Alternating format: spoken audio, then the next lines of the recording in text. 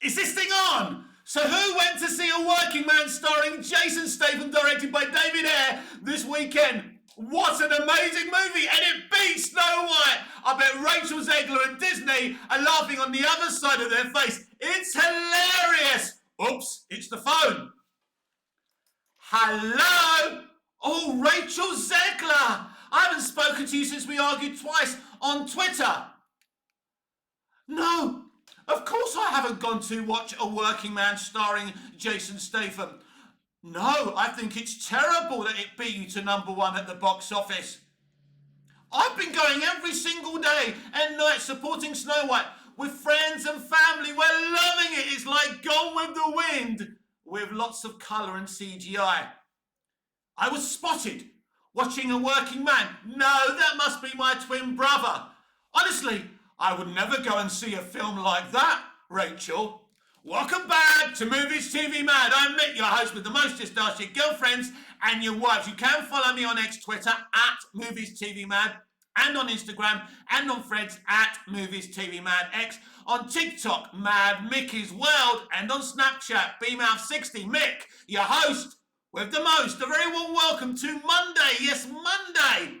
It's Monday the 31st of March 2025, and welcome to Monday's edition of the DCU Daily.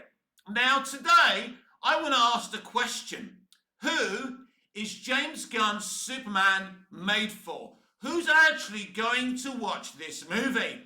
Is it going to be comic book nerds like us? I mean, I don't really read comic books, but, you know, Superman 78, which we'll talk about very shortly, because I think that's an important test case, right?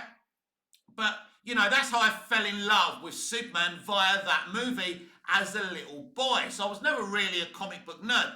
But people who are into this stuff are certainly going to go and watch this movie, whether they say they are or not. But the general audience, is this film made for the general audience or comic book nerds? Is it made for both? Well, we know that Warner Brothers need this movie to make a lot of money, so it really should be aimed at comic book nerds and people who like this kind of stuff and the general audience. But the general audience and DC movies haven't been a good mixture recently, going all the way back to the first Shazam movie. Basically, Joker, the first Joker, made $1 billion, right? But apart from that movie and the Batman directed by Matt Reeves, which made about 750, the general audience in DC haven't really gone together very well. So I'm asking the question, who is this Superman movie made for at a time where Superman isn't at his most popular? The truth is, Superman hasn't really been very popular or fashionable since Smallville was a thing.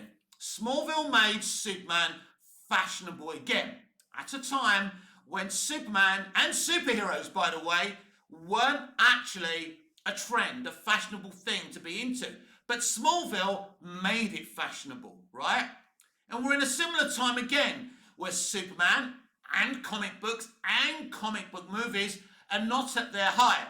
So can James Gunn's Superman movie make it cool to be into superheroes again, just like Smallville did? So when Superman 78 was actually released, Superman was seen as an agent of the status quo. He wasn't fashionable anymore. You know, when he first came out, everybody loved Superman. They loved the way he was, you know, he was pure. And he was, in a lot of ways, he was a social justice warrior. He was in a way, he was anti-establishment. But as he got more and more comic book titles, he became an agent of the status quo, especially like during the Second World War and afterwards. So when Superman 78 was released, he wasn't fashionable. So how did a movie about a character that had lost that kind of je ne sais quoi with audiences, with comic book readers, become such a hit, such a popular movie? Because the movie stuck to the basics, stuck to the things that people loved about Superman. It was very, very mainstream, and it didn't try and stir the pot. Unfortunately, these days with adaptations, it seems like everybody is attempting to stir the pot. We know that nobody much really cared about Superman Returns. It wasn't even a divisive movie. There were some good reviews for Superman Returns.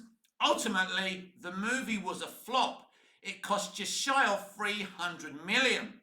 And Superman 78 was a huge hit, as I say, at a time where superhero movies weren't a thing. It was the first superhero cinematic movie, but people could see the love and the effort put into the movie. And the key to Superman 78 is the romance, the two kids on a date.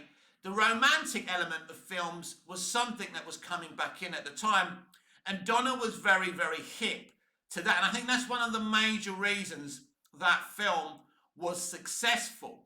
So we're at the similar stage now where I would say Superman isn't at the heights of his powers. Now, Man of Steel is an interesting film, a film I really love because it contemporized Superman. It really wanted to go after a modern audience, and in a lot of ways, it was the modern audience who weren't necessarily Superman fans who embraced Man of Steel. Half the audience loved Man of Steel, the other half of the audience didn't really care for Man of Steel. So 650 million at the global box office isn't bad for a somewhat divisive movie. $850 million for BVS, a somewhat much more of a divisive movie, again, isn't bad if you think about it, but of course, the studio wanted more.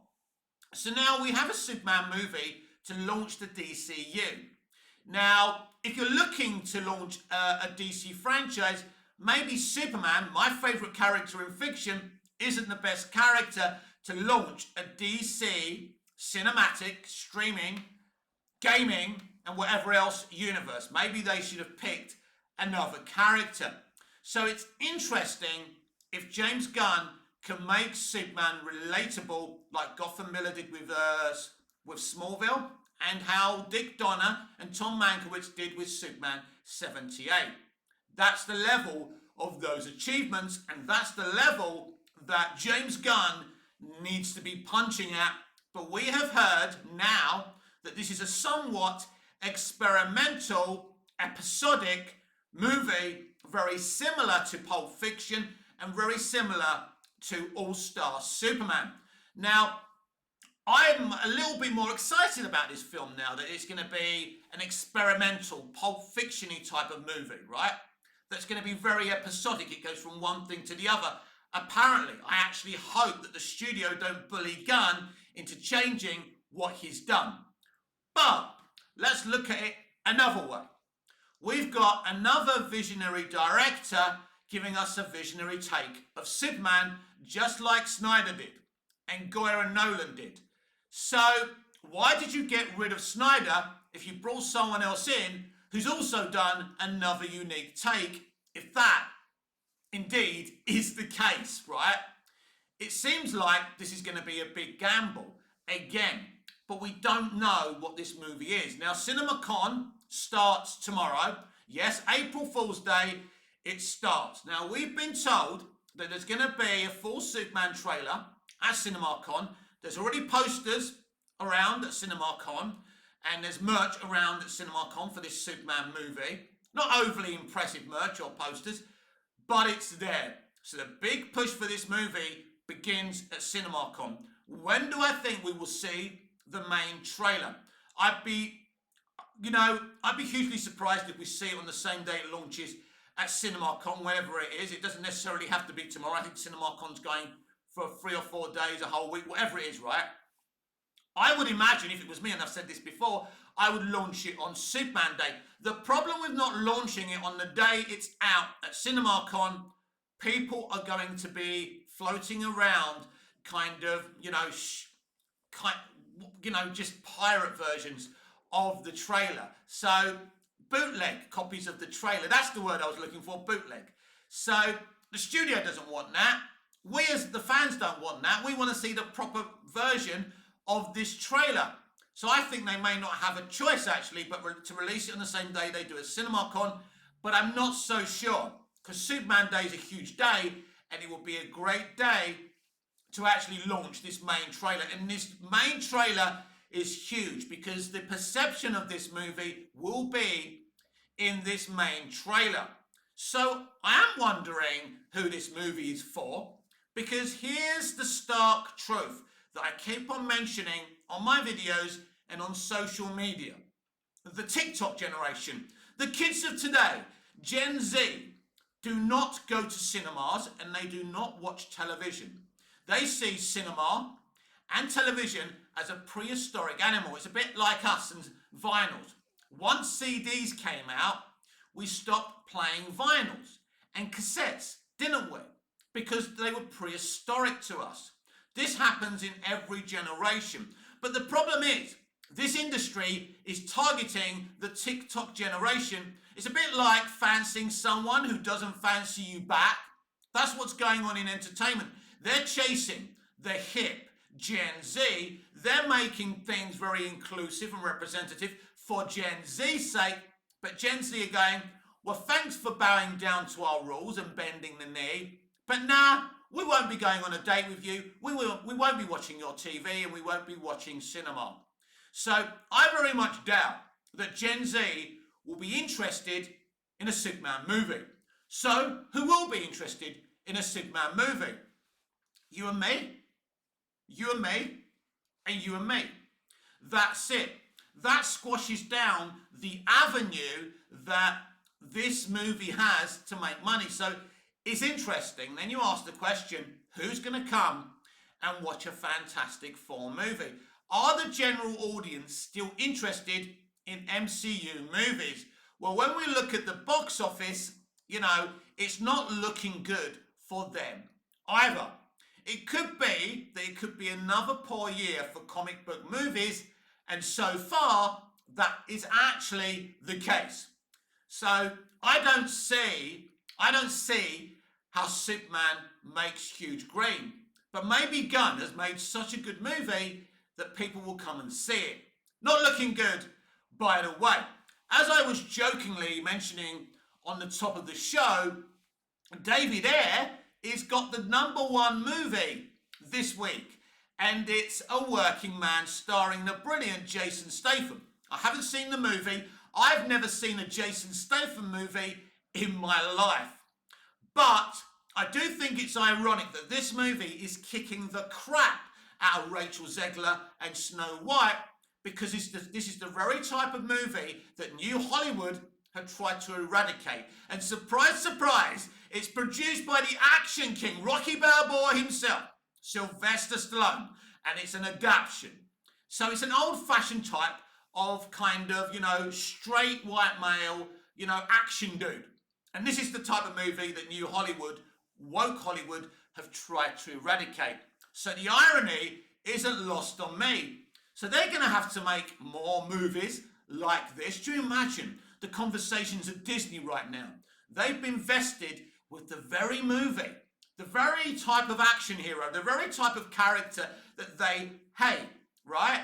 We've been hearing how James Bond is sexist all weekend and nonsense like that. But it looks like these straight male heroes are becoming a trend again, like they were in the 80s and early 90s. So it's very, very interesting. Jason Statham, I suppose, is comparable to Steven Seagal. Steven Seagal wasn't breaking box office records, but his action movies were very, very popular in the 80s and the 90s. And that's how I see Jason Statham. So basically, it's doing really well, but it's not kind of, it doesn't take much to beat Snow White. But it's doing well, and I'm so happy for David Ayer as well. And hopefully this may make, David Zaslav and Warner Brothers think, ooh, maybe we should release the Ayer cut now. And I think they should release the Ayer cut in cinemas, not on Max. And I'm being selfish there because I don't have any access to Max. So this could really help us get the Ayer cut released. So fingers crossed with that. So the irony isn't lost on me.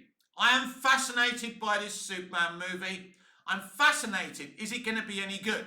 Are people going to go and see it? Is it going to be a hit or a miss? And we are getting so close to that release. But this new main trailer is a huge moment for this movie.